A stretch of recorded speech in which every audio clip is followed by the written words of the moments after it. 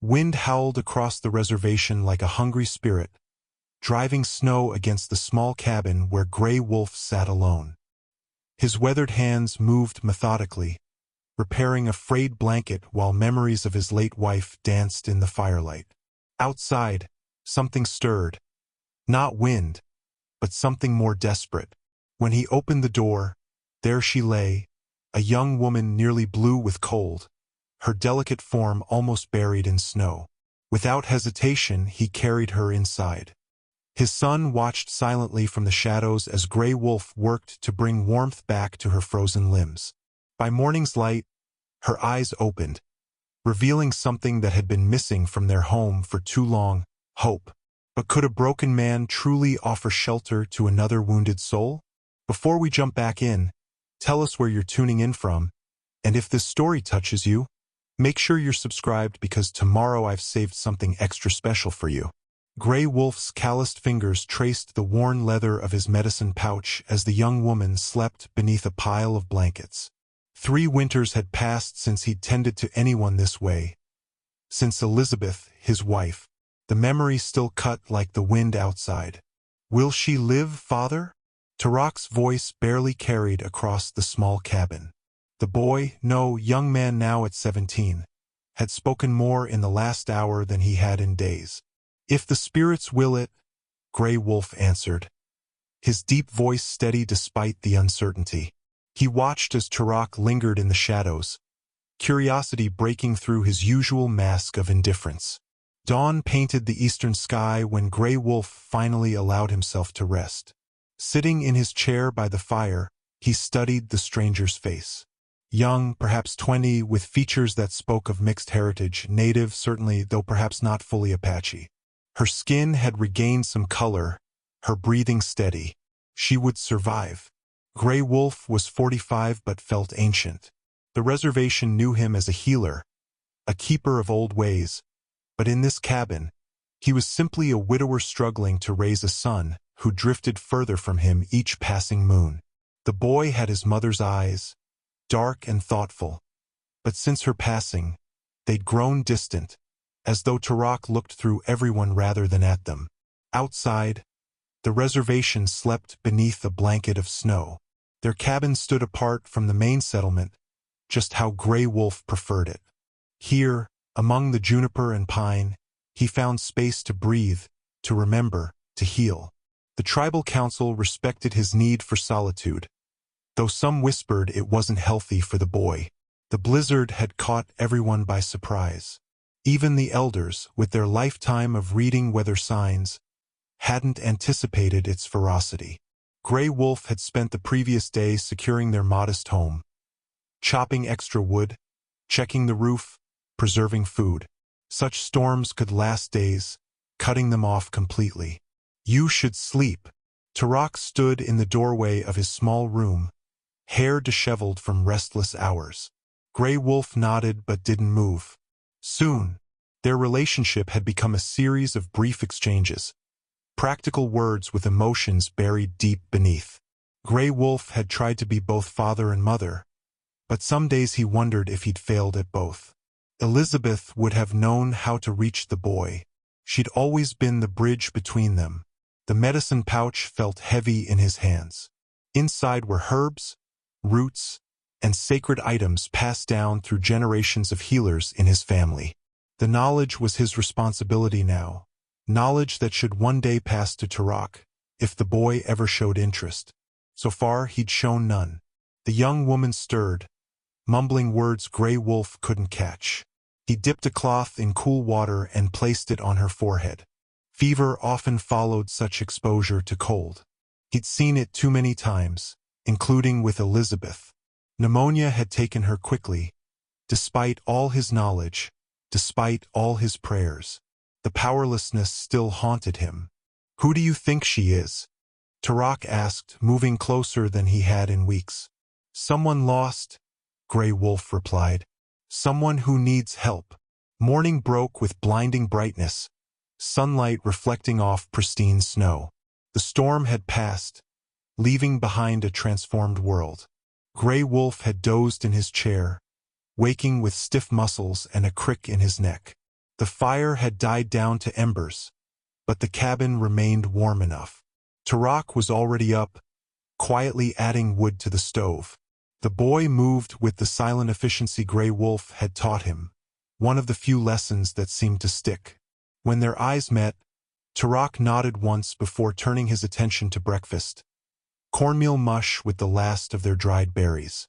A small sound drew Grey Wolf's attention back to their guest. The young woman's eyes were open, dark, confused, and frightened. She tried to sit up but fell back with a wince. "Be still," Grey Wolf said gently.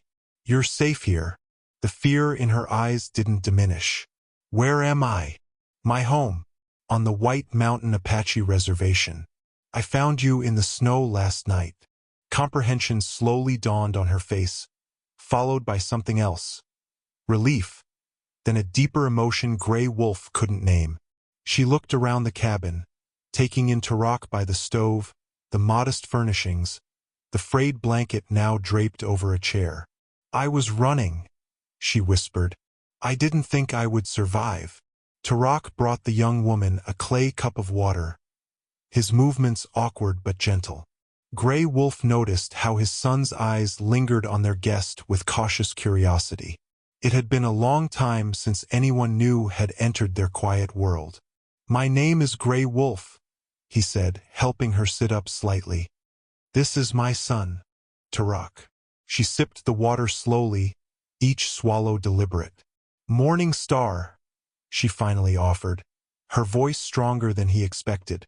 "My name is Morning Star." Grey Wolf nodded, accepting her name without question. Names had power, and she'd chosen to share hers freely.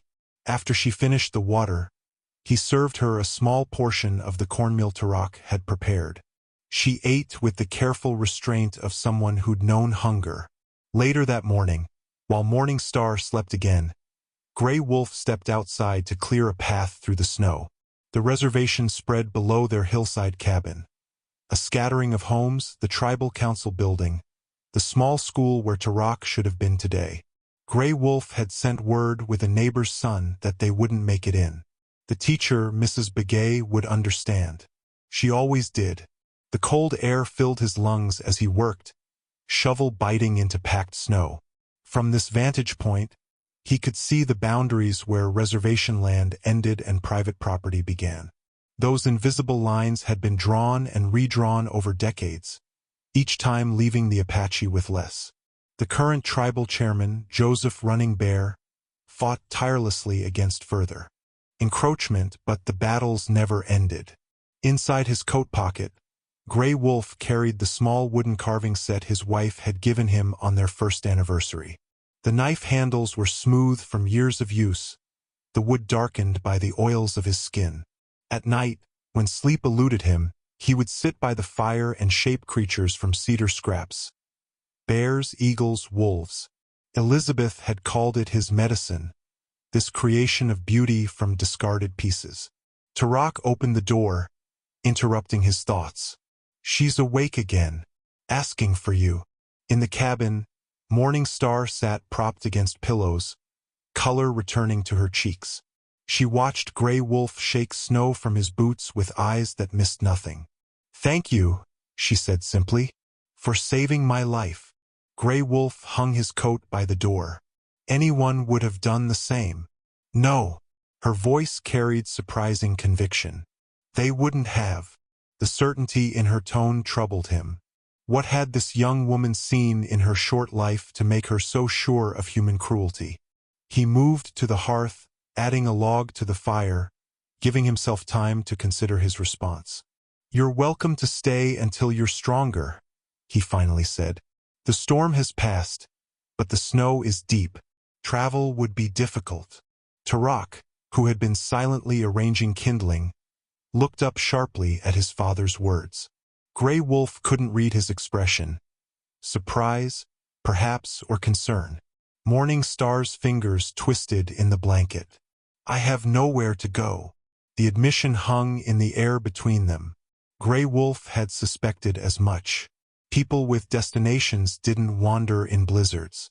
"We'll speak of tomorrow when it comes," he said, An old Apache saying his grandfather had favored. For now, rest and regain your strength.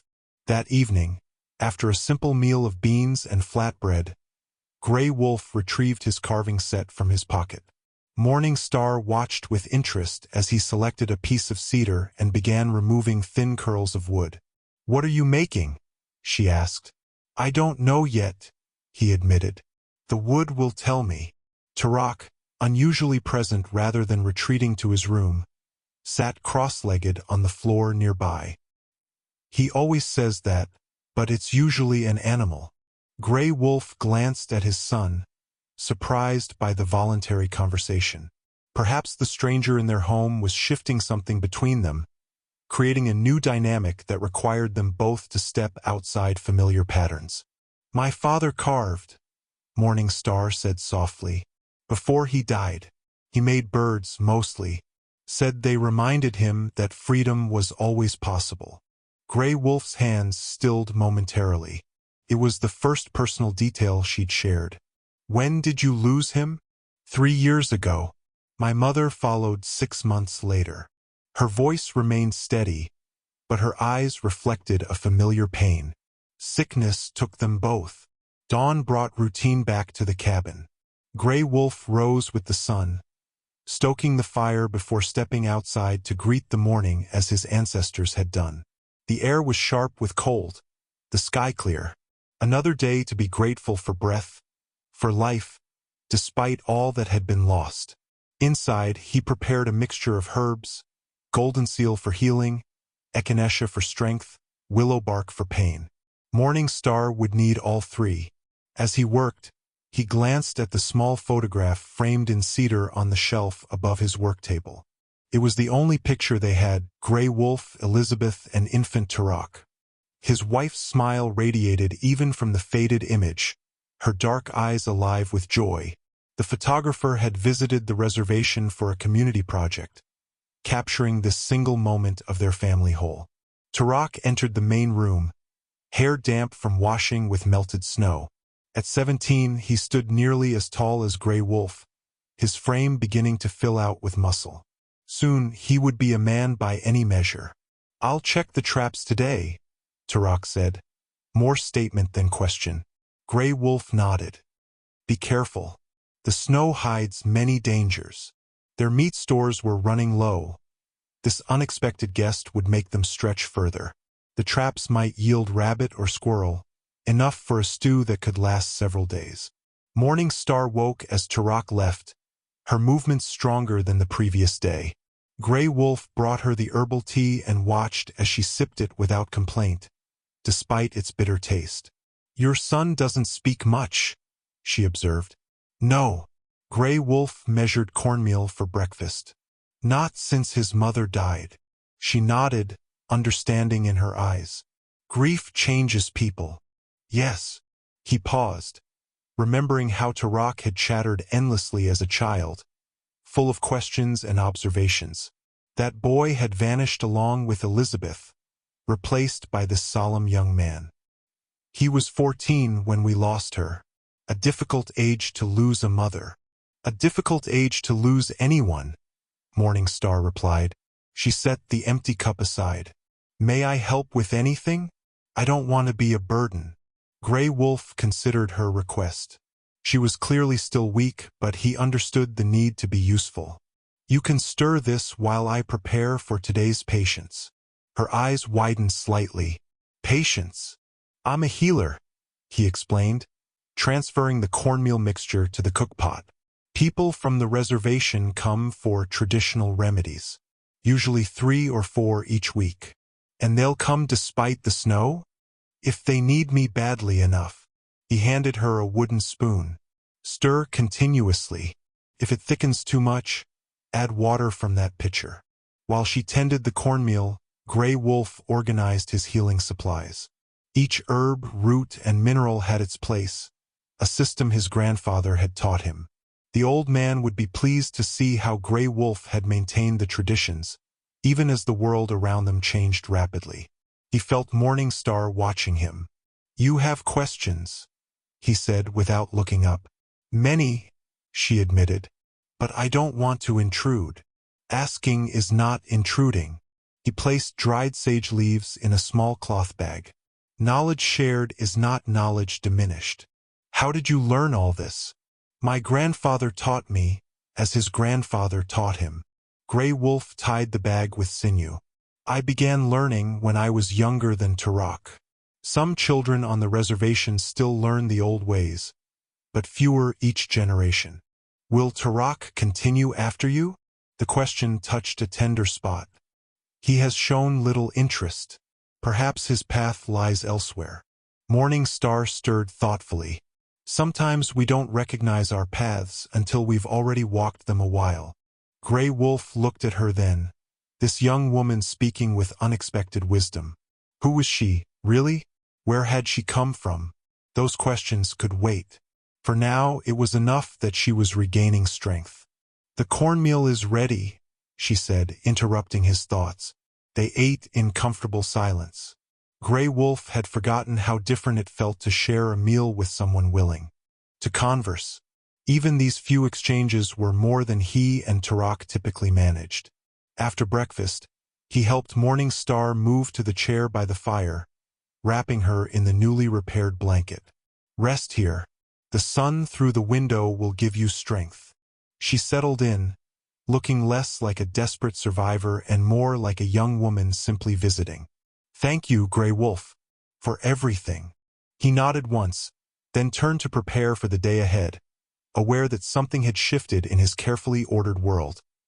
The first patient arrived mid-morning, Sarah Blackhorse with her young son who suffered from a persistent cough. Gray Wolf listened to the boy's chest, mixed a syrup of wild cherry bark and honey, and gave instructions for its use. Morning Star observed silently from her chair, her presence raising curious glances from Sarah but no direct questions. 2 more patients came and went, each leaving with remedies and advice. Gray Wolf's reputation as a healer had grown over the years, especially among those who blended traditional ways with modern life. Some came when Western medicine failed them. Others came first, trusting the old knowledge above all else. As the afternoon light began to fade, Turok returned with 2 rabbits, their fur white for winter camouflage. He nodded at Morning Star before taking his catch outside to clean them. Through the window, Gray Wolf watched his son's efficient movements, hands steady, face concentrated. At least in this, Turok showed confidence. Your son has strong hands, Morning Star commented. Good for healing. Gray Wolf arranged dried herbs in small bundles. Perhaps, if that was his choosing. What does he want to be? I don't know. The admission felt heavy. He keeps his dreams to himself. While Gray Wolf prepared the rabbits for cooking, Morning Star dozed by the fire. He studied her while she slept, the fine bones of her face, the small scar near her right temple, the beaded necklace she wore even while sleeping. The craftsmanship was familiar Apache design, the colors signifying protection and strength. Had it been her mother's? Gray Wolf wanted to ask but knew some questions needed the right moment. The rabbit stew simmered with wild onions and the last of their stored potatoes. The aroma filled the cabin, bringing comfort against the gathering darkness outside. Winter evenings were long here, the nights longer still. Turok sat cross-legged on the floor, mending a tear in his coat with the sewing skills Gray Wolf had taught him after Elizabeth's death. Necessary knowledge for survival, though the boy's stitches would never be as fine as his mother's had been. Tomorrow I'll go into town, Gray Wolf said. We need supplies. Turok looked up. I can go. No. You'll stay with Morning Star. Gray Wolf added salt to the stew. She shouldn't be alone yet. Something flickered across Turok's face. Relief? Disappointment?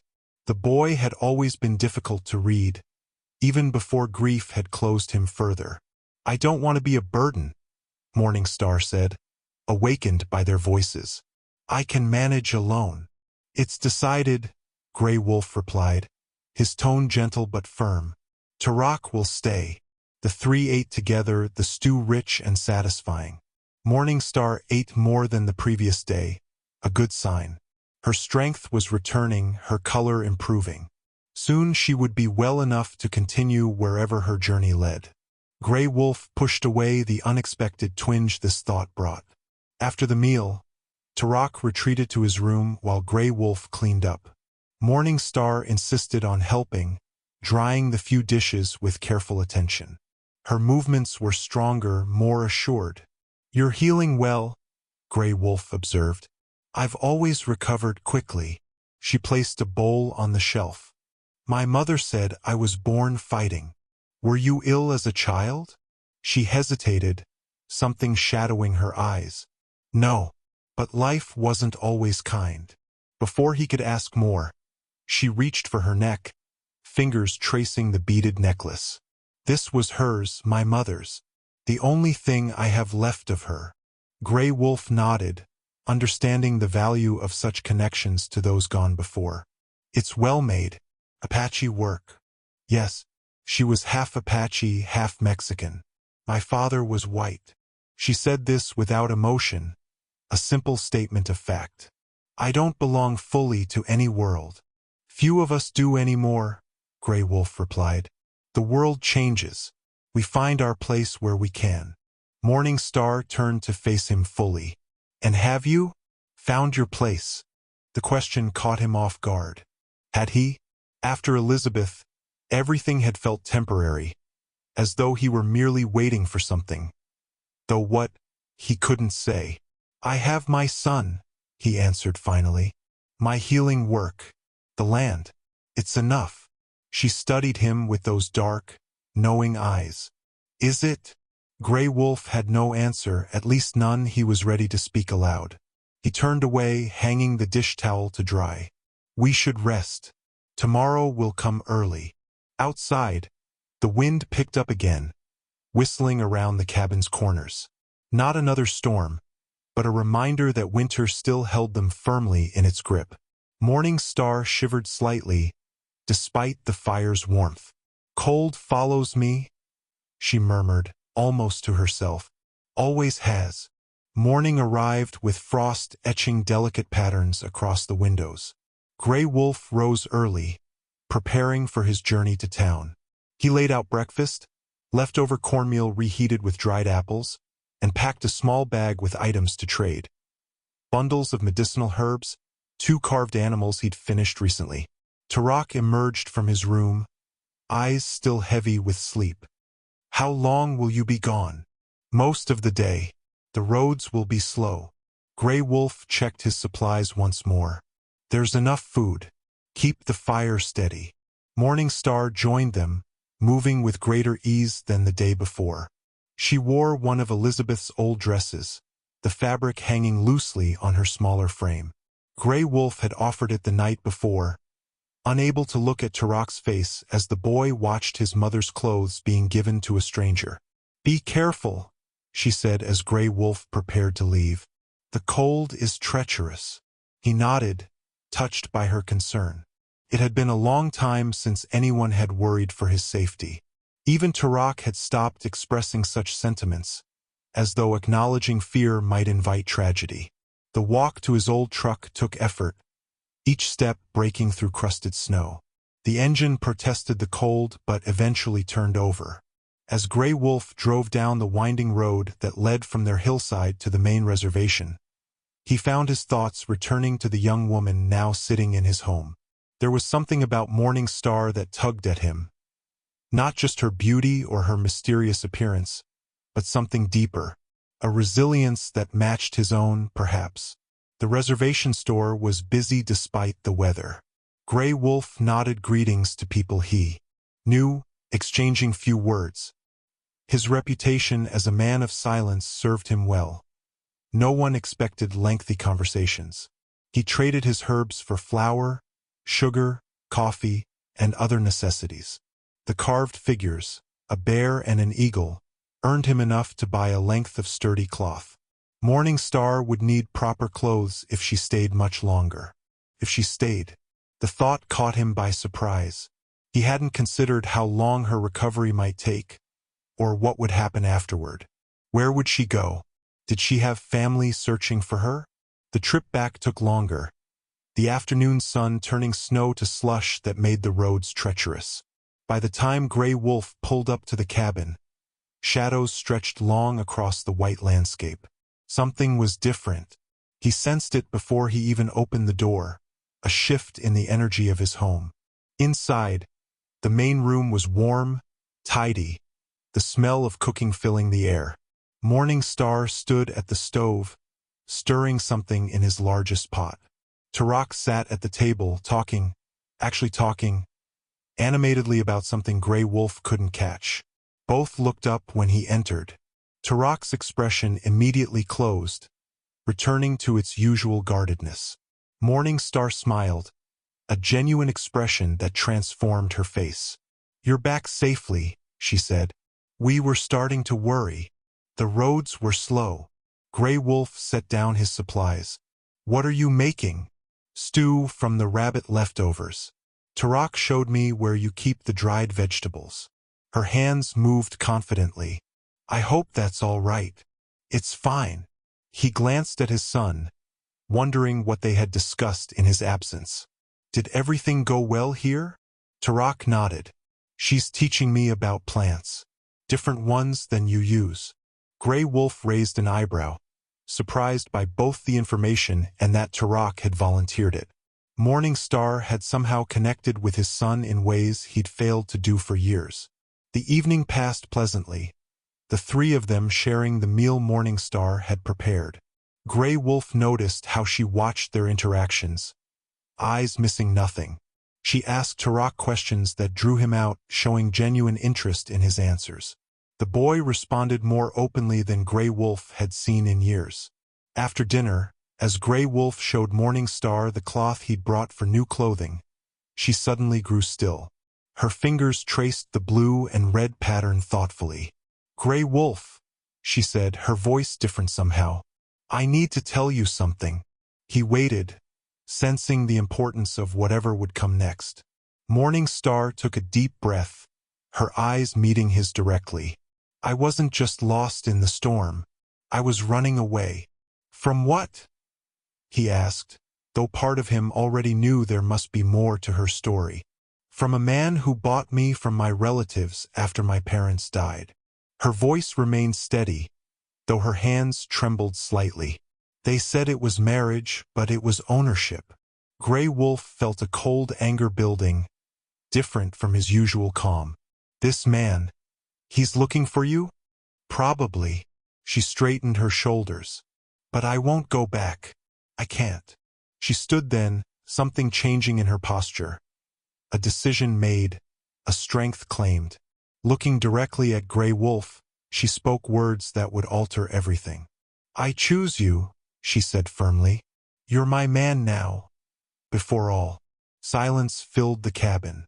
Tarak, who had been sitting quietly by the fire, looked up sharply at Morning Star's declaration. Grey Wolf stood perfectly still, her words hanging in the air between them. "I don't think you understand what you're saying," he finally replied, his voice gentle but firm. "I understand perfectly." Morning Star's gaze never wavered. "Where I come from, a woman can choose. It's the only power we have sometimes." Grey Wolf shook his head. "That's not how things work here. Among Apache there are proper ways.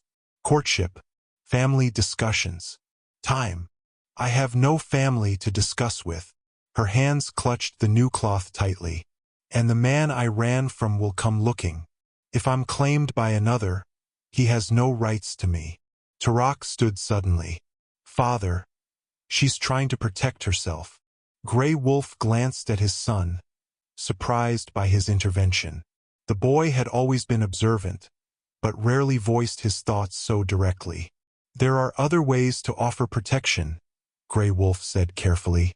"You can stay here as our guest, Morning Star. No one will force you to leave." She shook her head, frustration evident in her expression. "You don't understand. In my mother's tradition, a woman's choice is sacred. Once declared, it can't be questioned by any man." She took a step closer to him. "I'm not asking for marriage, Grey Wolf. I'm claiming protection in the only way I know." Gray Wolf studied her face, the determination in her eyes, the tension in her jaw. She was afraid, yes, but this wasn't a decision born solely of fear. There was calculation there, and a fierce will to survive. "Sit," he said, gesturing to the table. "We need to talk about this properly." The three gathered around the worn wooden surface. Gray Wolf noticed how Morningstar's torn dress, one of the few possessions she'd arrived with, hung loosely on her frame, the fabric threadbare and stained. Whatever life she'd fled had not been kind. "Tell me about this man," Gray Wolf said. Morningstar's fingers traced an invisible pattern on the table. "His name is James Blackwood. He owns land that borders the Mescalero Apache reservation where my mother's family lives. My uncle owed him money. When my parents died, he offered to clear the debt if I became his wife." Her voice remained steady, though her eyes darkened with memory. "I was 17. I had nowhere else to go." Tarak leaned forward. "Did he hurt you?" A simple question that carried heavy meaning. Morningstar's brief hesitation was answer enough. "He owns many businesses in the town near the reservation," she continued. "People fear him. When I ran, I knew I'd need to go far." "How did you get here?" Gray Wolf asked. "We're hundreds of miles from Mescalero. Buses, mostly. Then walking. I was trying to reach Canada." She gave a small, bitter laugh. "I didn't plan well. The storm caught me by surprise." Gray Wolf considered her story. It had the ring of truth, and explained much about her desperate condition when he'd found her. "This man, Blackwood, would he truly come this far to find you?" "Yes." The certainty in her voice was chilling. "He doesn't allow anyone to take what he considers his property." Tarak spoke up again, surprising Gray Wolf with his continued engagement. "Then Father must help you." Gray Wolf looked at his son, seeing something new in the boy's eyes, conviction, perhaps even the first stirrings of the man he would become. Then he turned back to Morningstar. "Among Apache, a woman choosing a man is serious. It's not something done lightly or out of convenience." He kept his tone respectful but firm. "Such declarations are meant for love, for building a family together." "I know." Morningstar met his gaze directly. "My mother taught me our ways before she died. I wouldn't dishonor them." She hesitated, then added more softly, "You saved my life, Gray Wolf. You brought me into your home. You and Tarak have shown me kindness when I'd forgotten it existed. My choice isn't just about protection." Gray Wolf felt something shift in his chest, a door long closed creaking open just slightly. It was too soon to name what lay beyond it. "Stay as our guest," he said finally. "If this man comes, we will deal with him together. The tribal council would not allow him to take you against your will from reservation land." Morningstar studied his face, seeming to weigh his words. "And my declaration?" "I hear it," Gray Wolf said carefully. "But such things need time, Morningstar. For both of us." Days settled into a rhythm. Morningstar, growing stronger, insisted on helping with household tasks. Gray Wolf watched as she learned their routines, how to build the fire just right, where the best water came from, which herbs hung from the kitchen rafters. Her hands were quick and capable, her mind sharp. Whatever life she'd led before had taught her to be observant, to adapt. Gray Wolf showed her his herb garden, dormant now beneath the snow but visible through the small greenhouse window he'd constructed years ago. Some plants continued to grow even in winter's grasp, hardy herbs that provided medicine year-round. "You grew all these?" Morningstar asked, genuine admiration in her voice. "Some were started by my grandfather, then my father, now me." Gray Wolf touched a rosemary plant gently. "They're like knowledge, passed down, nurtured, growing stronger with each generation. Will you teach me about them?" The request surprised him. "If you wish to learn." "I do." She knelt to examine a small pot of mint. "My mother knew plants, but not like this." She gathered wild ones. Gray Wolf felt a spark of pleasure at her interest. Few young people cared about the old knowledge anymore. Even Turok had shown only polite attention during lessons, never the genuine curiosity Morning Star displayed. Inside the cabin, Turok was changing too. He spoke more, lingered in the main room rather than retreating to his bedroom, even offered opinions during conversations. It was as though Morning Star's presence had unlocked something in him, perhaps simply the novelty of a new person, or perhaps something deeper. One morning, as Gray Wolf prepared medicines, a knock came at the door. Elder Woman Moon stood outside, her ancient face creased with both wrinkles and curiosity. "I heard you have a guest," she said without preamble. "The reservation speaks of little else." Gray Wolf sighed inwardly. Of course word had spread. Nothing remained private for long in their small community. "Come in, Elder." Woman Moon entered, her sharp eyes immediately finding Morning Star, who was sewing by the window. The old woman studied her with unabashed interest. "This is Elder Woman Moon," Gray Wolf introduced. "She is our oldest tribal member and sits on the council." Morning Star set aside her sewing and stood respectfully. "I'm honored to meet you, Elder." Woman Moon circled Morning Star slowly, evaluating her with the directness of the very old who no longer bother with social niceties. "You're Apache, but not from here." "My mother was from Mescalero," Morning Star confirmed. "But I was raised mostly away from the reservation." Woman Moon nodded as though this confirmed something. "Why are you here, child?" Morning Star glanced at Gray Wolf, who nodded slightly. She could trust Woman Moon with her story. As Morning Star explained her circumstances, Woman Moon's face remained impassive, though her eyes grew harder at the mention of Blackwood. When Morning Star finished, including her declaration to Gray Wolf, the old woman snorted. "The old ways," she said, looking at Gray Wolf. "She invokes the old ways." "Yes," he acknowledged. "I've told her we do things differently now." Woman Moon made a dismissive gesture.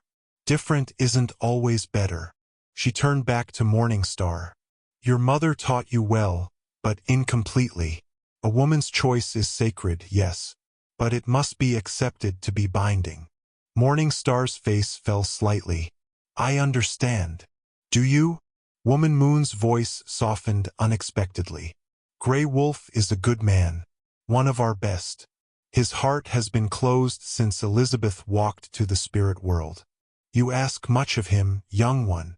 "I ask only for safety," Morning Star said quietly, "and a chance to build a new life." Woman Moon studied her for a long moment, then turned to Gray Wolf. "The council will want to meet her." Gray Wolf nodded. He'd expected this. "When she's stronger." "Soon," Woman Moon insisted, "before gossip grows wilder. Already some say you've taken a child bride." Her mouth twisted with distaste at the rumor. "I'm 23, Morning Star said, straightening her shoulders. "And I came here by chance, not design." Woman Moon's expression softened slightly. "I believe you, child, but others will need convincing." She moved toward the door, then paused. "Bring her to the community gathering this weekend. Let people see her, hear her speak. It will help." After Woman Moon left, Morning Star looked troubled. "I've brought complications to your life." "Life is complications," Gray Wolf replied, "even without guests." She smiled at that, the worry in her eyes easing. "Will the council truly protect me if Blackwood comes?" "Yes," Gray Wolf said with certainty. "We protect our own." He hadn't meant to imply she was one of them, not yet, but the words had come naturally. Morning Star's smile deepened, as though she'd heard everything he hadn't said. The community gathering took place in the tribal center, a modest building that served many purposes. Meetings, celebrations, classes for the elders to teach traditional crafts. Gray Wolf arrived with Morning Star and Turok, aware of the glances that followed them as they entered. Morning Star wore her new dress, sewn from the cloth Grey Wolf had brought. Her hair was neatly braided, her posture straight despite her nervousness. She looked, Grey Wolf thought, like she belonged, and yet uniquely herself. Chairman Joseph Running Bear approached them first, his handshake firm. Grey Wolf, good to see you. And this must be your guest we've heard about. Grey Wolf performed the introductions, noting how Morning Star met the chairman's gaze directly, respectfully but without fear. Good. The council respected strength. Elder Woman Moon tells me you've had some trouble, Running Bear said to Morning Star. We'll speak more about this later, but know that you're welcome here tonight. The evening progressed with food, conversation, and eventually dancing. Grey Wolf noticed how Morning Star observed everything carefully before participating, learning the social rhythms of their community. Several elders approached her, asking gentle but probing questions. She answered honestly, neither exaggerating her Apache heritage nor diminishing it. Turok surprised Grey Wolf by joining a group of young people his age, classmates he usually avoided. From across the room, Grey Wolf watched his son actually smile during conversation. Another small miracle. Your son is opening up, Morning Star said, appearing at his side with a cup of coffee. Like a flower that finally feels the sun. Grey Wolf accepted the coffee. Perhaps. He's been closed for a long time. Grief does that. She touched the beaded necklace at her throat. After my mother died, I didn't speak for nearly a year. My father was the only one who didn't try to force words from me. What brought them back? Time. And necessity. A shadow crossed her face. When my father died too, I had to speak to survive. Grey Wolf wanted to ask more about that difficult time, but they were interrupted by Elder Woman Moon, who beckoned Morning Star away to meet other council members. Left alone, Grey Wolf found himself watching her. The way she listened intently to the elders, the gentle way she declined an offer to dance, her quiet laugh at something Running Bear's wife said. Later, as they walked home under a blanket of stars, Turok spoke more than he had in months, describing conversations he'd had, people he'd reconnected with. Grey Wolf listened, savoring this glimpse of his son emerging from his shell. At the cabin, Morning Star made tea while Grey Wolf built up the fire against the night's chill. The domestic scene struck him suddenly. How quickly she had become part of their routine, how naturally they moved around each other in the small space. I have something to show you, Morning Star said once they were settled with their tea. She reached into her pocket and pulled out a small object, a tarnished pocket watch on a long chain. It was my father's, she explained, turning it over in her palm. The only thing I managed to take when I ran. Grey Wolf examined it carefully. The case was silver, engraved with intricate scrollwork, the glass face slightly clouded with age. Does it still work? No. Morning Star's fingers caressed the watch with familiar affection. It stopped the day he died. I've never tried to fix it. Some things aren't meant to be fixed, Grey Wolf said softly. Just carried forward. She nodded, understanding in her eyes. My father used to say that time is the one thing we can never truly possess. We can only borrow it for a while. A wise man. He was. She returned the watch to her pocket. He would have liked you, I think. The simple statement carried weight, an offering of her past, a bridge between what had been and what might be. Grey Wolf felt honored by her trust. That night, Grey Wolf dreamed of Elizabeth for the first time in months. Not the painful dreams of her final days that had haunted him for years, but a gentle memory of her smiling, standing at their door with sunlight catching in her hair. In the dream, she nodded at him once before turning away, walking toward distant mountains. He woke feeling strangely peaceful, as though something had been resolved. Morning brought the first hints of spring, a slight softening in the air, the distant call of returning birds. Change was coming, not just to the season but to their lives. Grey Wolf could feel it as surely as he could sense a storm approaching across the desert. Morning Star had dreamed too, she told him over breakfast. Of eagles, she said. 2 of them, flying together over the canyon. Gray Wolf paused, coffee cup halfway to his lips. Eagles had been Elizabeth's spirit animal. She had often dreamed of them before important events. What do you think it means?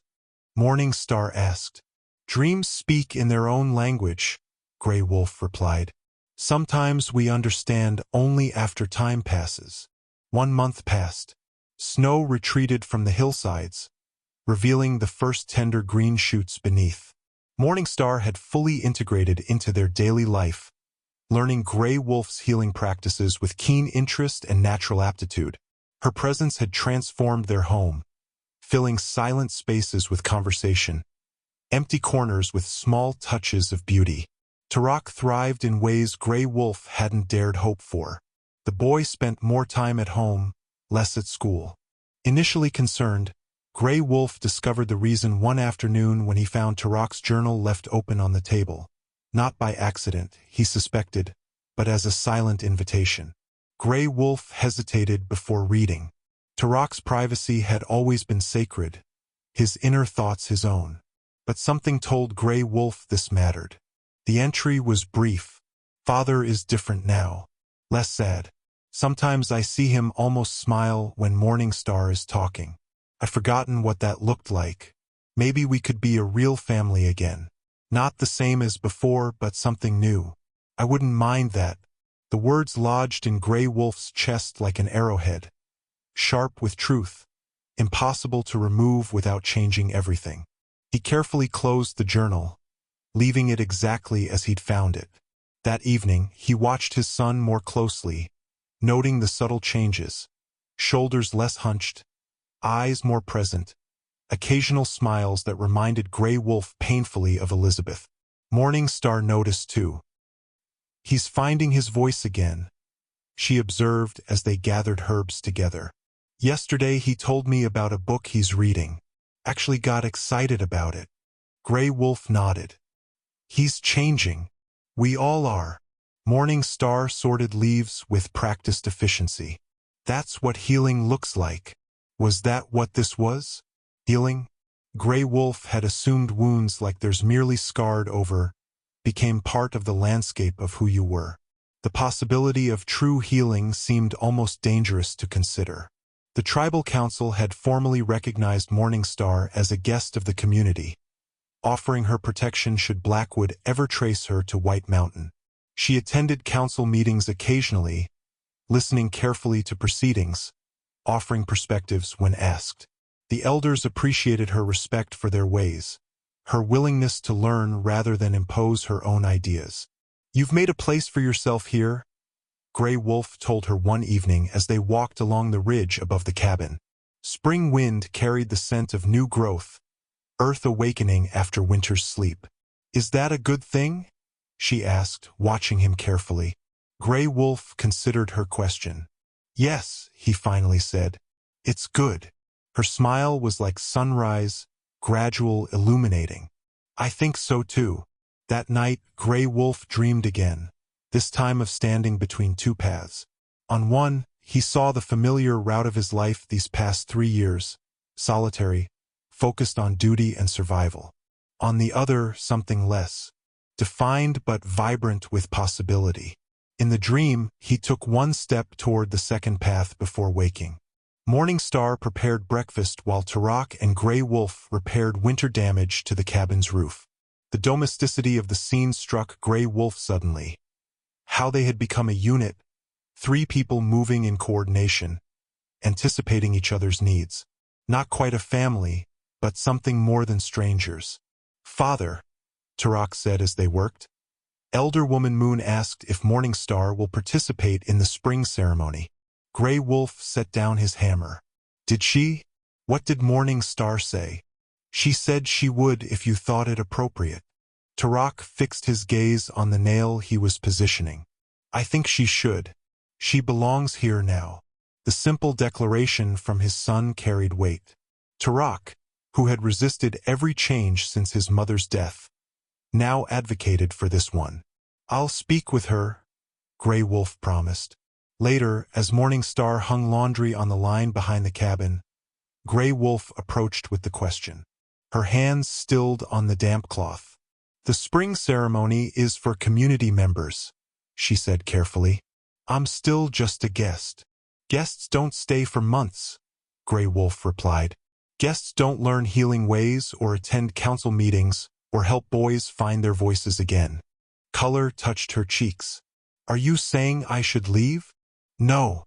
The word came quickly, surprising them both with its vehemence. "I'm saying perhaps you are more than a guest now."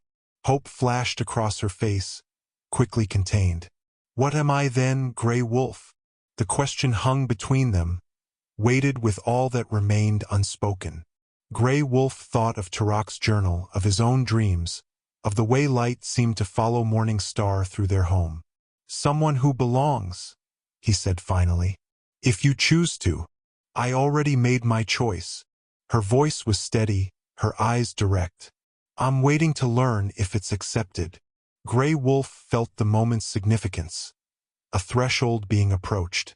Before he could respond, Tarak called from the cabin, needing help with something inside. The conversation remained unfinished, but something had shifted, a door pushed further open between them. The morning of the spring ceremony, Gray Wolf rose before dawn and walked alone into the hills. This was his tradition, seeking guidance from the spirits, preparing himself for the community gathering that celebrated renewal and growth. This year, his meditation carried additional weight. As dawn broke over the eastern mountains, Gray Wolf found himself in a small clearing he often visited. Here, sitting on a sun-warmed stone, he searched his heart for clarity. The past months had brought unexpected change to his carefully ordered life. Morning Star's presence had awakened something he'd thought permanently dormant. Hope, perhaps, or simply the recognition that life continued, even after devastating loss. He thought of Elizabeth, her strength, her laughter, the way she'd loved their son with fierce devotion. What would she think of the woman now living in their home? Gray Wolf believed she would approve. Elizabeth had never wanted him to become what he had after her death. Isolated, focused solely on duty and survival. "I haven't forgotten you," he said aloud to the brightening sky. "I never could." A shadow passed overhead, an eagle soaring on morning thermals. Gray Wolf watched its path, noting how it circled twice before continuing westward. As he prepared to leave the clearing, something caught his eye. A single eagle feather on the ground before him, where none had been when he arrived. Gray Wolf picked it up carefully. Eagle feathers were sacred messages from the spirit world. To find one at such a moment could not be coincidence. He tucked it reverently into his shirt and headed back toward the cabin. Morning Star and Tarak were preparing breakfast when he returned. The scene so natural it made his chest ache with a complex mixture of emotions. They looked up simultaneously as he entered, their expressions open and welcoming. "Did you find what you were seeking?" Morning Star asked quietly as she poured coffee. Gray Wolf met her eyes. "Perhaps. The path is becoming clearer." She nodded, understanding his oblique reference. They had developed this over months, a way of communicating deeper currents beneath everyday conversation. The spring ceremony took place in the sacred circle near the tribal council building. Community members gathered, wearing their finest clothes, bringing food to share and stories to tell.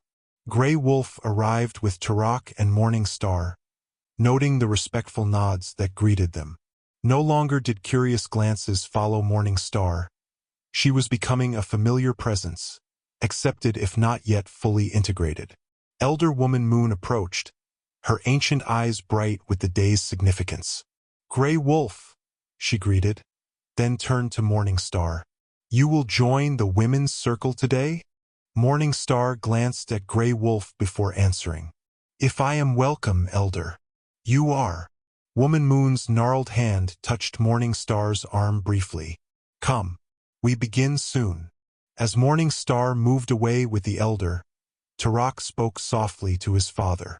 "She belongs with them, doesn't she?" Grey Wolf watched as the women welcomed Morning Star into their circle, showing her the traditional placement, explaining elements of the ceremony. "She belongs where she chooses to belong," he replied. "And she has chosen," Turok said, a statement rather than a question. Grey Wolf looked at his son, this young man who observed far more than he revealed. "Yes, she has been clear about that. But you haven't accepted," Turok continued, his voice careful but determined. "Why?" The directness of the question caught Grey Wolf off guard. When had his son become so forthright? "It's complicated, Turok." "Is it?" The boy's eyes, so like his mother's, held unexpected wisdom. "Or are you just afraid?" Before Grey Wolf could respond, drums began, signaling the ceremony's start. They joined the men's circle, the conversation suspended but Grey Wolf's thoughts churning with his son's words. The ceremony proceeded with ancient rhythms, prayers to the four directions, songs of thanksgiving for winter's passage, celebration of spring's promise. Grey Wolf participated fully, honoring traditions passed down through countless generations. Yet his awareness kept returning to Morning Star in the women's circle, her presence both new and somehow inevitable. During the feast that followed, Chairman Running Bear approached Grey Wolf. "Your guest has become quite an asset to our community," he observed. "Several elders have commented on her knowledge of traditional ways." "She honors her mother's heritage," Grey Wolf replied. Running Bear nodded thoughtfully. "And what of her future? Has she spoken of her plans?" The question probed directly at what Grey Wolf had been avoiding. "She has made her wishes known." "Ah!"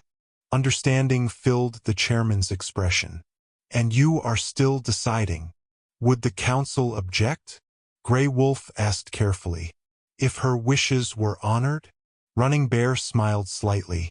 "The council recognizes good matches when they see them, old friend.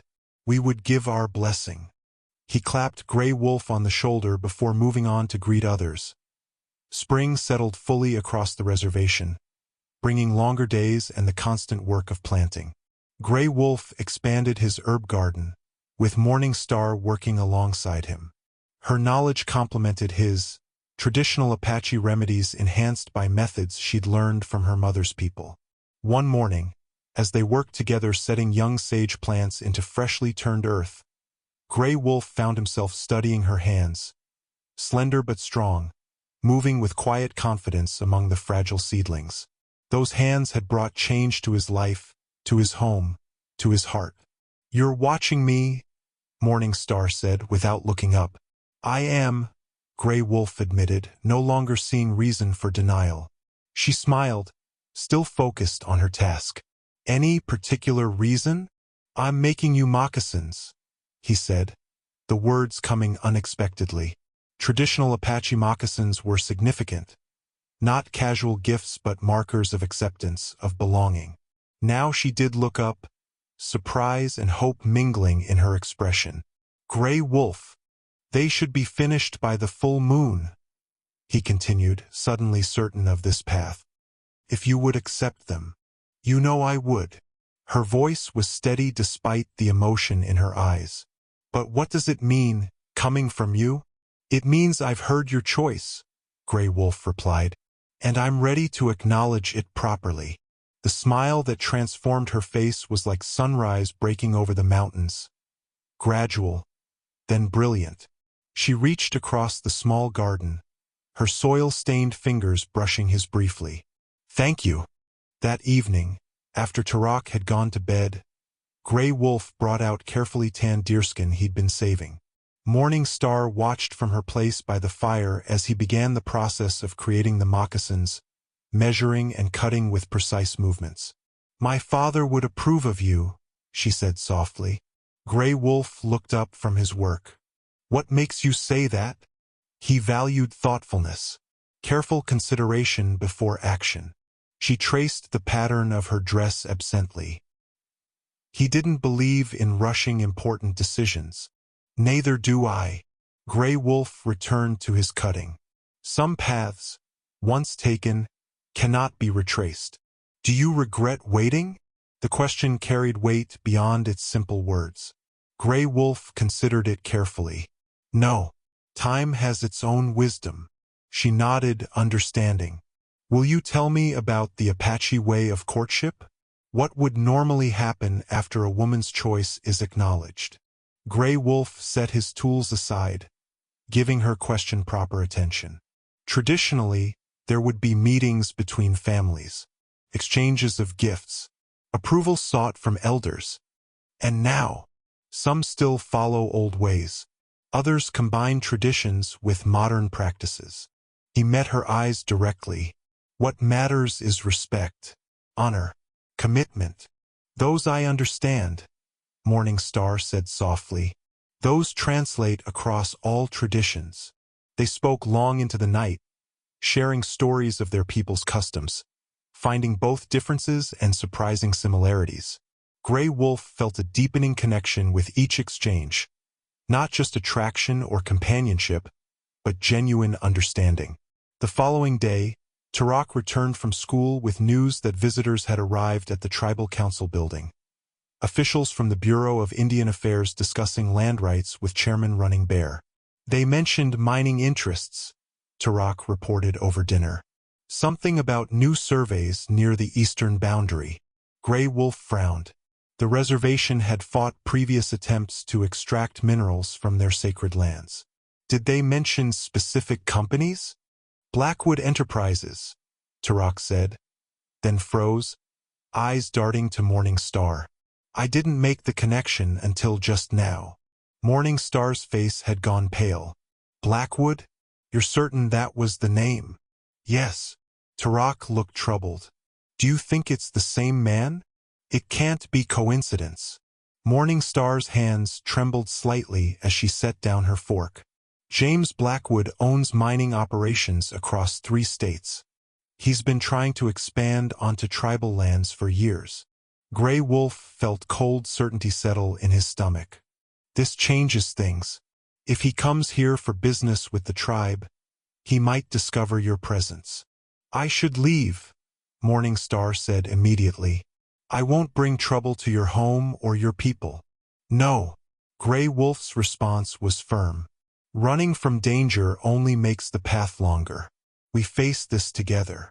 Turok nodded in agreement. Father's right. You're one of us now. Morning Star looked between them, conflict clear in her expression. You don't understand what he's capable of. He doesn't just have money. He has influence with government officials, with police. And we have tribal sovereignty, Gray Wolf countered. And community. And truth. He reached across the table, covering her hand with his. We also have something he will never understand or possess.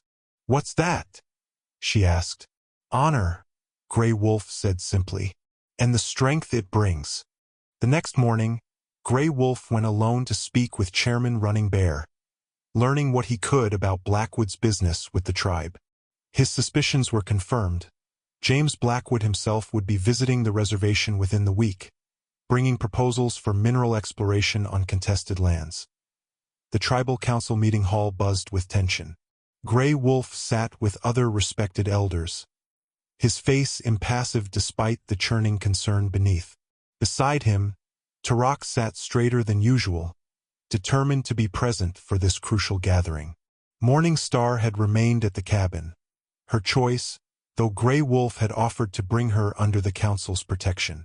Better he doesn't know I'm here yet, she'd said. It gives us time to understand his intentions. Now, as James Blackwood entered with 2 assistants and a government official, Gray Wolf studied the man who had cast such a shadow over Morning Star's life.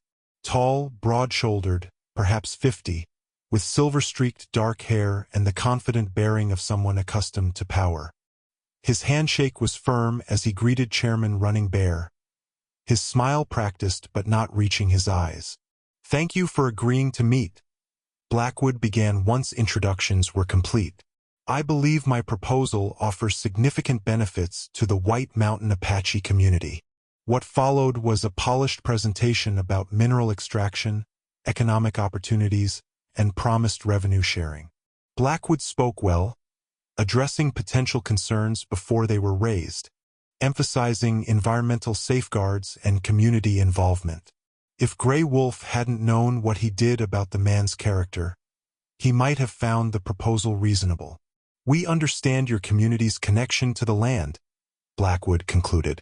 "That's why we're proposing minimal surface impact with most operations underground." Chairman Running Bear thanked him for the presentation, promising careful consideration. "However," he added, "there's another matter we'd like to discuss." Grey Wolf tensed slightly. This wasn't part of the planned agenda. Running Bear continued, "We've received information about disputed property adjacent to the Mescalero Apache reservation, land that may rightfully belong to a tribal member currently under our protection." Blackwood's expression shifted subtly, surprise quickly masked by professional interest. "I'm afraid I don't follow. What property are you referring to?" The government official, a thin man named Davis, shuffled through his briefcase and produced a folder. "Actually, Mr. Blackwood, I was going to bring this to your attention afterward. There's been a filing regarding the Henderson estate." "Henderson?" Blackwood's voice remained controlled, but Grey Wolf noticed his knuckles whitening around the pen he held. "That matter was settled years ago." "Apparently not," Davis replied, seeming uncomfortable under Blackwood's sudden intensity. "Records show Clara Henderson had a daughter who may have inheritance rights to the property bordering your mining operations." Grey Wolf watched realization dawn on Blackwood's face, followed by something darker. "Morning Star," Blackwood said flatly. "You're talking about Morning Star Henderson." Running Bear's expression revealed nothing. "You know the young woman? She was my wife." Blackwood's jaw tightened. "She disappeared nearly 6 months ago. I've been searching for her." "Your wife?" Davis looked confused. "The records don't show any marriage certificate for Clara Henderson's daughter." "Common law," Blackwood said quickly. "In any case, the girl is mentally unstable, prone to delusions, paranoia. She needs medical care, not legal proceedings." He leaned forward. "If she's here, I need to see her immediately." Grey Wolf spoke for the first time. "The young woman under our protection has made serious allegations against you, Mr. Blackwood." Blackwood's eyes narrowed as they focused on Grey Wolf. "And you are?" "Grey Wolf, tribal healer and council elder." Recognition flickered in Blackwood's expression. "Ah, so she's staying with you, then?" The direct question carried implied threat. Grey Wolf met it steadily. "She has chosen sanctuary among our people." "Chosen?" Blackwood's laugh held no humor. "Morning Star makes many choices that serve her delusions. Let me guess. She's told you some dramatic story about mistreatment? Perhaps claimed I bought her from relatives?" "She's done this before." Elder Woman Moon spoke up, her ancient voice carrying surprising strength. "We find no delusion in her, only fear. Valid fear." Blackwood's mask of reasonableness slipped further. "With all due respect, you've heard only one side of a complex situation." He turned to the government official. "Davis, you mentioned inheritance documents?" Davis nodded, looking increasingly uncomfortable. "Yes, it appears Clara Henderson's land, approximately 2,000 acres bordering both the reservation and your current operations, was never legally transferred to anyone after her death. The daughter, as sole heir, would have clear title. The implications hung heavy in the air. This wasn't just about finding a runaway wife. Blackwood stood to lose access to valuable property his mining operations had likely been using unchallenged for years. "I'd like to see these documents," Running Bear said. As Davis spread the papers on the council table, Grey Wolf felt the situation shifting dramatically.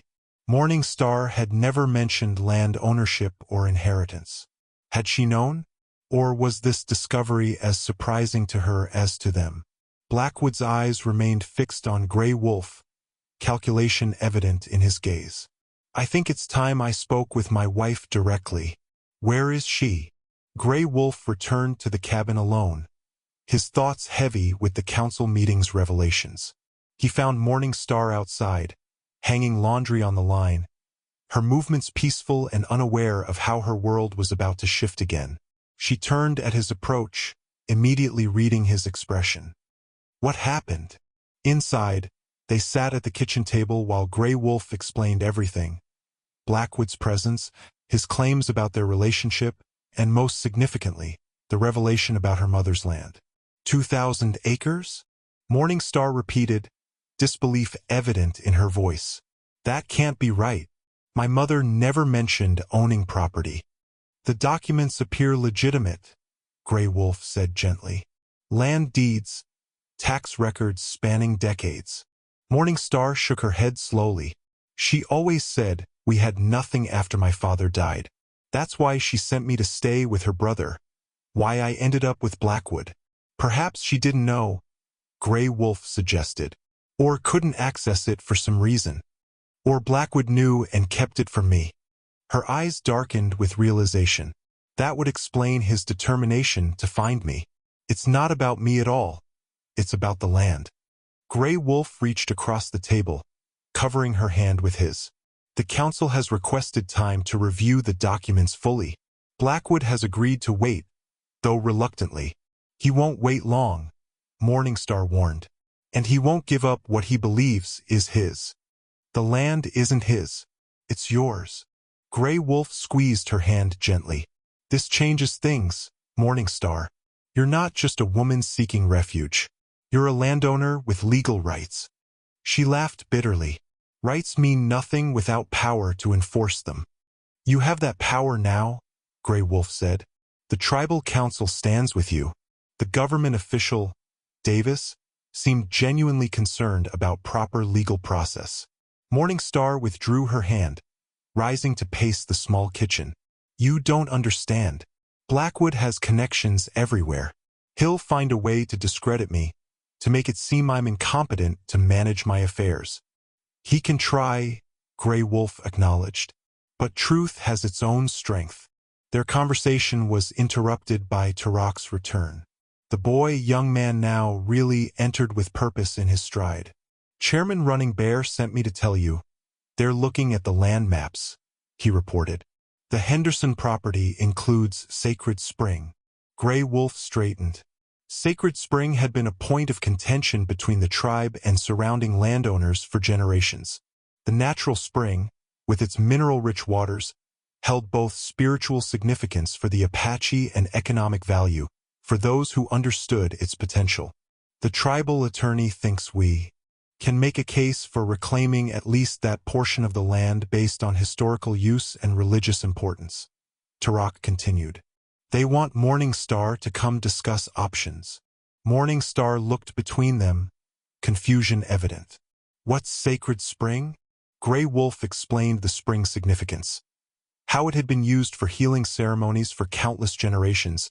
How the tribe had been fighting to regain access since boundaries were redrawn decades ago. It's on my land? Morning Star asked, seeming to test the words. Land I didn't even know existed until today? According to the maps, yes, Turok confirmed. Right at the southeastern corner, where the property meets tribal land. Morning Star sat heavily in her chair. This is too much. Yesterday I was just trying to build a new life. Now I'm somehow at the center of a land dispute that predates my birth. Grey Wolf understood her overwhelm. Life had shifted beneath her feet yet again, revealing new complexities, new responsibilities. You don't have to face this alone, he reminded her. What would you do?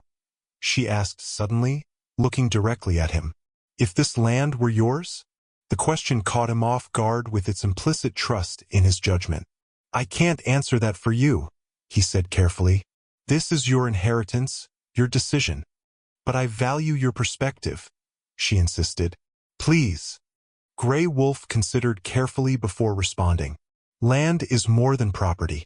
It's relationship, responsibility, connection to those who came before and those who will follow. I would ask what serves that relationship best. She nodded slowly, something resolving in her expression. Then I need to see it, this land, this spring. before I can decide anything. Blackwood will be watching, Turok warned. He's staying at the motel in town. Then we'll need to be careful, Morningstar said, a new determination in her voice. But I won't make decisions about something I've never seen with my own eyes. Grey Wolf felt pride stir at her resolve.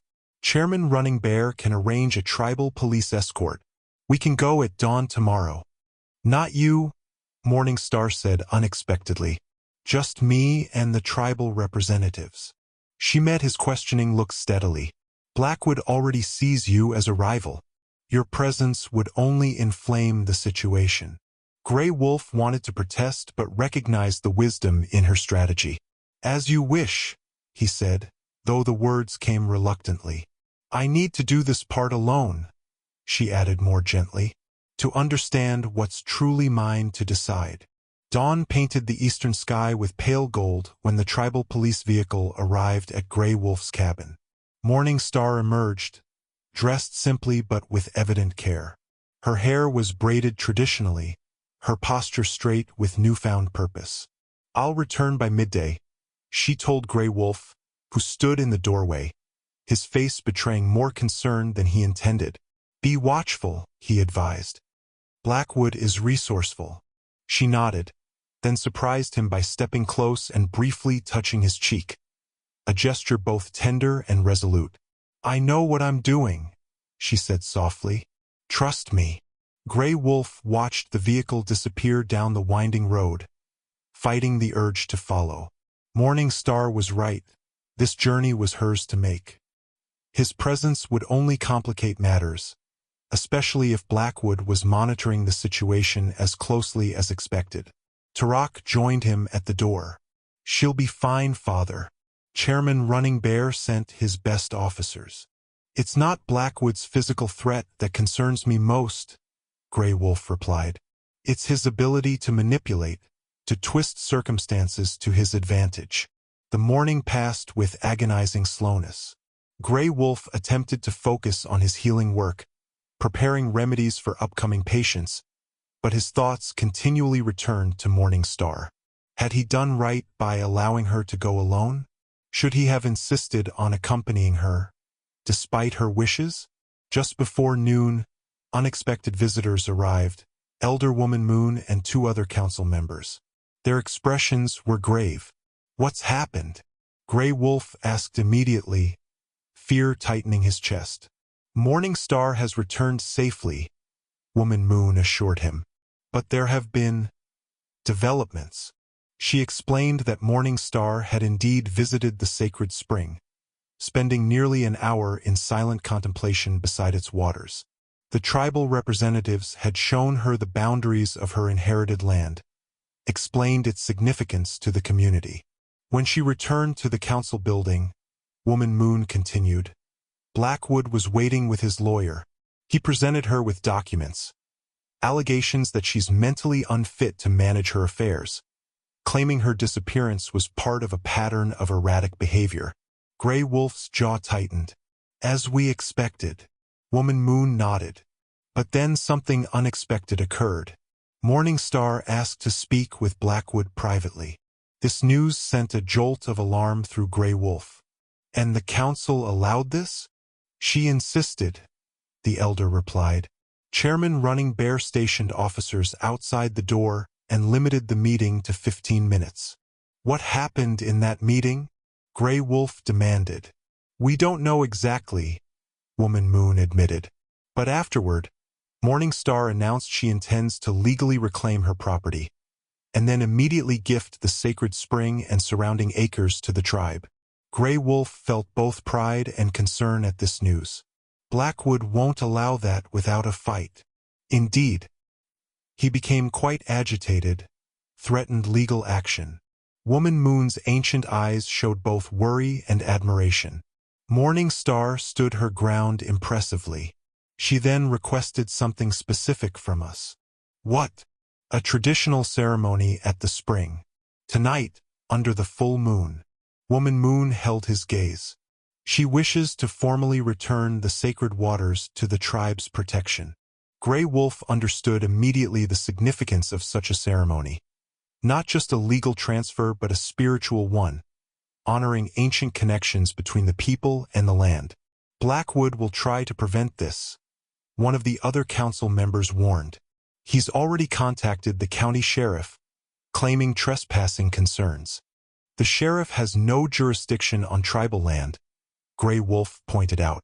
But the spring isn't officially tribal land yet, came the reply. Until the transfer is complete, it remains in legal limbo.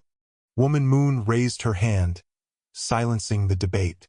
This is why we've come to you, Grey Wolf. Morning Star has asked specifically that you conduct the ceremony. The request caught him by surprise. While respected for his healing knowledge, Grey Wolf was not one of the designated ceremonial leaders. Why me? You must ask her that yourself, Woman Moon replied. She awaits you at the council building. Grey Wolf found Morning Star in the chairman's office, studying. A large map spread across the table. She looked up as he entered, her face showing both weariness and determination. You've heard? She asked simply. About the ceremony?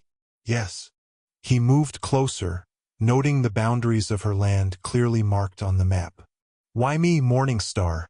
There are others more versed in ceremonial ways. Because you understand what this means. Her finger traced the line where her property met the reservation. Not just legally, but here. She placed her hand over her heart. And what does it mean to you? He asked quietly. Healing, she said. Not just for me, but for connections broken long ago. She looked up at him, her eyes clear and certain. I held water from the spring in my hands today, Grey Wolf. I felt my mother there, and her mother before her. I understood why this matters. Grey Wolf nodded slowly. And Blackwood? What happened in your private meeting?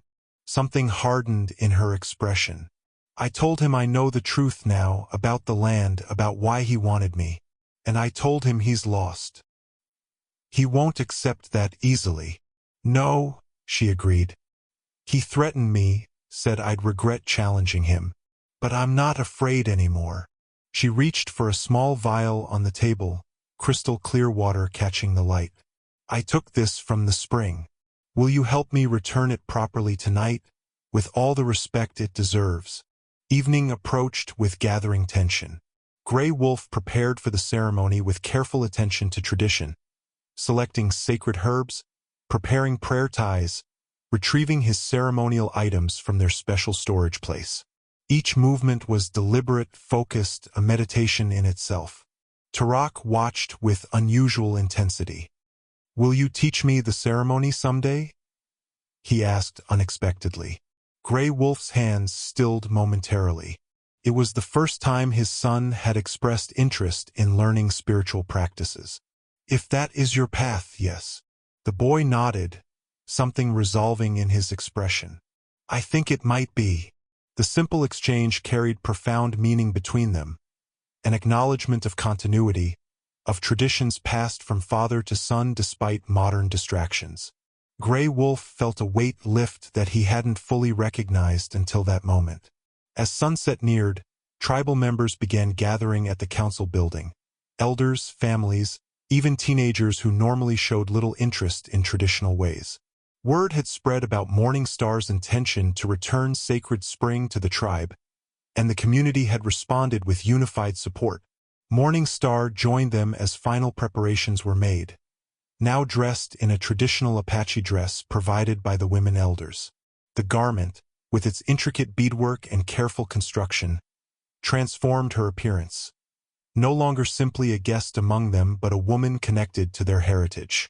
The dress belonged to my grandmother, Elder Woman Moon explained. It seems fitting for this night. Grey Wolf noticed how naturally Morning Star carried herself in the traditional clothing, as though some deeper part of her recognized its significance. She approached him quietly as others busied themselves with preparations. I've been thinking about the silver bracelet, she said. He looked at her questioningly. How did she know about the courtship bracelet he'd begun crafting weeks ago, working on it in private moments? Tarak told me, she explained. reading his confusion. He said you've been making it since before all this began with the land. Grey Wolf felt momentary irritation at his son's disclosure, then acceptance. Perhaps it was time for such things to be spoken openly. Yes. Will you bring it tonight? She asked. After the ceremony? The request surprised him. Tonight will be about the community, the sacred waters. Not us. Everything is connected. Morning Star replied simply. The land, the water, the people. She held his gaze steadily. You and me. Before he could respond, Chairman Running Bear approached with urgent news. Blackwood has filed an emergency injunction to halt any transfer of the property. He's claiming Morning Star is acting under undue influence. Can he do that? Morning Star asked. His lawyers can certainly try, Running Bear replied grimly. They're arguing that any ceremony attempting to transfer the land violates the court's jurisdiction. The ceremony honors the water's sacred nature, Grey Wolf pointed out. It doesn't constitute legal transfer. Running Bear nodded. That's our position as well. But Blackwood has also convinced the county sheriff to send deputies to maintain order at the property line. Morning Star's expression hardened. He's trying to intimidate us. Yes, Running Bear agreed. And unfortunately, he's quite good at it. Several families have already decided not to attend, fearing confrontation. Then we must be even more determined, Grey Wolf said. Sacred Spring has waited generations to return home. It can wait through one more night of challenges. As darkness fell, the procession began. Tribal members walking silently from the council building toward the reservation boundary, following ancient paths known to their ancestors. Grey Wolf led the way, carrying ceremonial items. Morning Star walked beside him, the vial of spring water held carefully in her hands. Behind them came elders, council members, families, fewer than hoped, but a strong showing nonetheless. As they neared the property line, flashlight beams cut through the darkness. Two sheriff's vehicles were parked on the access road, deputies standing with arms crossed. Behind them, Grey Wolf recognized Blackwood's tall figure, his face partially illuminated by the vehicle's headlights. Chairman Running Bear stepped forward to speak with the officers, his voice calm but authoritative as he explained the purpose of their gathering. Grey Wolf remained with Morning Star, noting how she stood straight and unafraid despite Blackwood's obvious attempt to intimidate. He can't stop us, she said quietly. Not really. No, Grey Wolf agreed. The ceremony will happen, whether tonight or another time. It needs to be tonight, she insisted. Under this moon. Grey Wolf understood her urgency. The full moon held special significance, its timing connecting past and present in ways that transcended legal documents and property disputes. From the discussion at the property line, Chairman Running Bear returned with mixed news. The deputies won't prevent us from conducting a ceremony on the reservation side of the boundary, he explained. But they won't allow anyone to cross onto the Henderson property itself. Since Sacred Spring lay just beyond the boundary, this presented a significant problem. The ceremony required direct connection with the waters, not simply proximity. Morning Star considered this information, then turned to Grey Wolf. Is there another way? A compromise that honors the spirit of what we're doing, without violating their restrictions. Grey Wolf thought carefully, aware of all eyes upon him. In his medicine pouch, he carried a small silver container, one he'd created years ago for collecting water from sacred sites. An idea formed. The water remembers, he said. It carries memory across all boundaries. The full moon rose above the mountains, casting silver light across the gathered community. On the reservation side of the boundary, Grey Wolf created a sacred circle with cornmeal, establishing the ceremonial space. Morning Star stood beside him, the vial of spring water cradled in her palms like something infinitely precious. Across the property line, Blackwood watched with poorly concealed contempt, flanked by deputies who seemed increasingly uncomfortable with their role in this confrontation. The tribal members ignored them, focusing instead on the ceremony beginning to unfold. Gray Wolf spoke in Apache, his deep voice carrying in the night air as he called to the four directions, honoring each in turn. The gathered community responded with traditional words, their voices blending in ancient harmony. He then explained the purpose of their gathering, to acknowledge the sacred connection between the people and the waters that had sustained them for countless generations. Tonight, he continued, we are honored by one who brings these waters back to us, not just in physical form but in spiritual reconnection. Morning Star stepped forward, her eyes reflecting the moonlight. Gray Wolf had coached her briefly on what to say, but the words she spoke came from her own heart. I stand here as daughter of Clara Henderson, granddaughter of Mary Walking Star, she began, her voice steady and clear. Through them, I am connected to this land, to these waters, to this people. She held the vial higher. What was separated, I seek to reunite. What was forgotten, I seek to remember. From across the boundary, Blackwood called out mockingly, quite the performance, Morning Star. Your mother would be so proud if she hadn't died ashamed of her heritage. A murmur of outrage rippled through the tribal members. Morning Star's face tightened, but she didn't respond directly to the provocation. Instead, she continued addressing the community. My mother taught me that the most powerful choices are those made freely, with clear heart and purpose. Her eyes found Gray Wolf's briefly. Today I choose to return Sacred Spring to its rightful guardians, regardless of papers or politics or men who think they can own what belongs to the earth. Blackwood stepped closer to the boundary line. This theatrical display doesn't change legal reality. That land is under dispute, and any attempt to transfer ownership is invalid. Chairman Running Bear moved forward then. No ownership is being transferred tonight, Mr. Blackwood.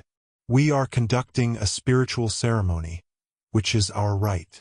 On your land, perhaps, Blackwood countered, but not on Henderson property, which is exactly why we remain on this side of your precious boundary. Running Bear replied evenly. Before Blackwood could respond, Morning Star spoke again, her voice carrying surprising authority. Water recognizes no boundaries.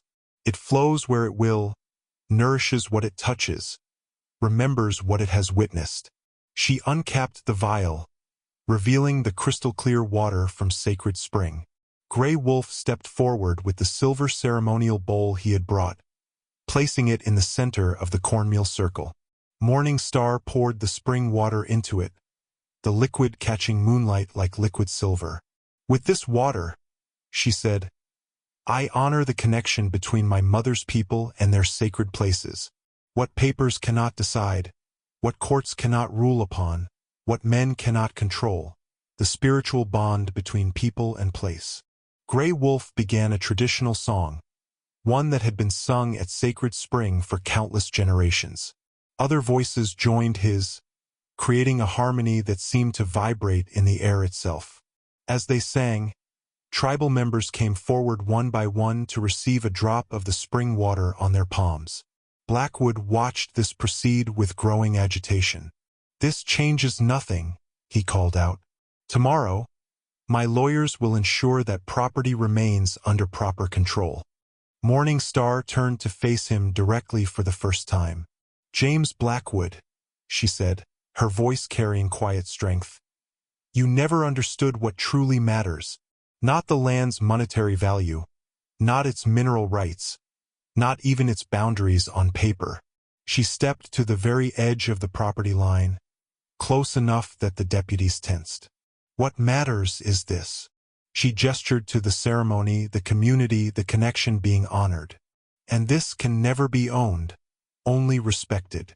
Something in her calm certainty seemed to infuriate Blackwood more than any shouting could have.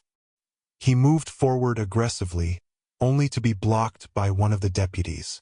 Sir, please stay back, the officer warned. Don't escalate this situation.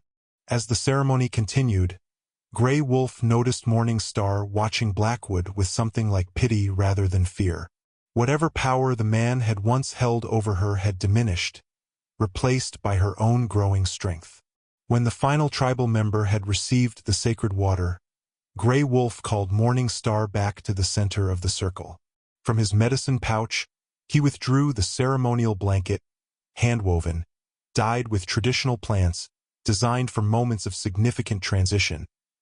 The ceremonial blanket shimmered in the moonlight as Gray Wolf unfolded it. Intricate patterns woven in earth tones, each symbol carrying generations of meaning. The community fell silent, recognizing the significance of this moment. This blanket, Gray Wolf explained, has been used to welcome those who journey from one state of being to another, from child to adult, from outsider to member, from isolation to belonging.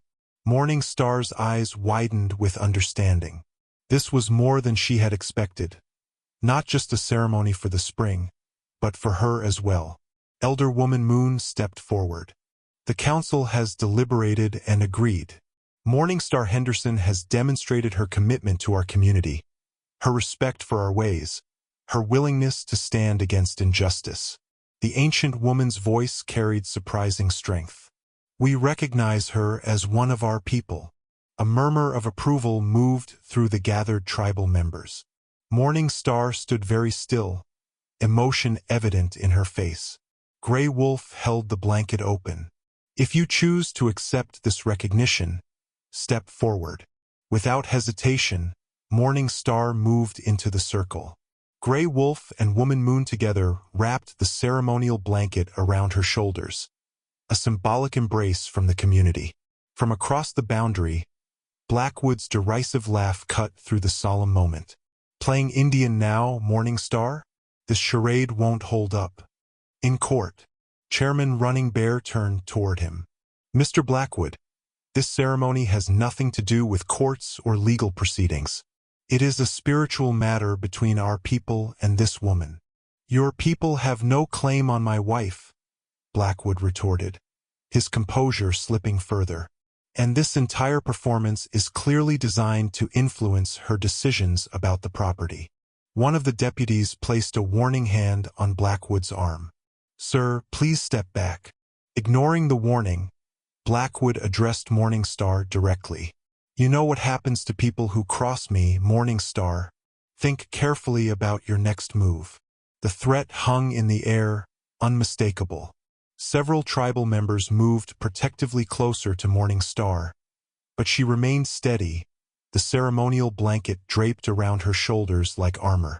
I'm not afraid of you anymore, James, she said, her voice clear in the night air. You have no power here.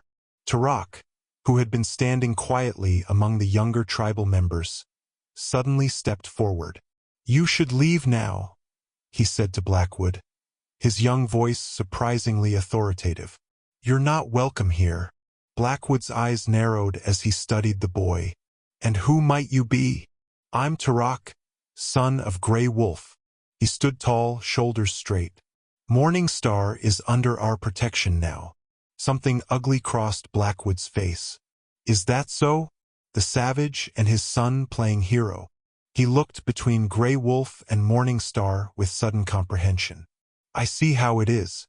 You found yourself a replacement family, haven't you, Morning Star? How convenient. Before anyone could respond, Blackwood turned to the deputies. I want to file charges. Trespassing, harassment, interference with property rights. The older deputy looked uncomfortable. Mr. Blackwood, they're conducting a religious ceremony on tribal land. There's no legal violation here. Then I'll handle this myself, Blackwood muttered, turning toward his vehicle. As he stalked away, the ceremonial circle remained unbroken, the community standing firm in their purpose. Gray Wolf nodded to the drummers, who began a traditional honor song. Morning Star stood in the center of the circle, the blanket around her shoulders, her eyes bright with unshed tears, not of fear or sadness, but belonging. When the song concluded, Gray Wolf addressed the gathering. What we have witnessed tonight goes beyond words on paper or lines on maps. The waters of sacred spring have returned to us through the heart and courage of this woman. He gestured to Morning Star. Whatever challenges tomorrow brings, we face them together, as one people. Elder Woman Moon stepped forward again, her ancient hands reaching for morning stars. Tonight you have chosen us, she said, and we have chosen you in return. Chairman Running Bear raised his voice to be heard by all. Tomorrow at sunrise, tribal attorneys will file formal documents regarding Morning Star's intention to return sacred spring to the tribe. Until then, we honor the spiritual transfer that has already occurred. The deputies, seeming relieved that the ceremony had concluded peacefully, began returning to their vehicles. Blackwood was already gone, having driven away in evident anger. As the community began the walk back to the reservation center, Gray Wolf found himself walking beside Morning Star, the ceremonial blanket still draped around her shoulders. "Thank you," she said simply. "I didn't expect." "The blanket ceremony?" Gray Wolf finished when she hesitated. She nodded. "It means more than I can say."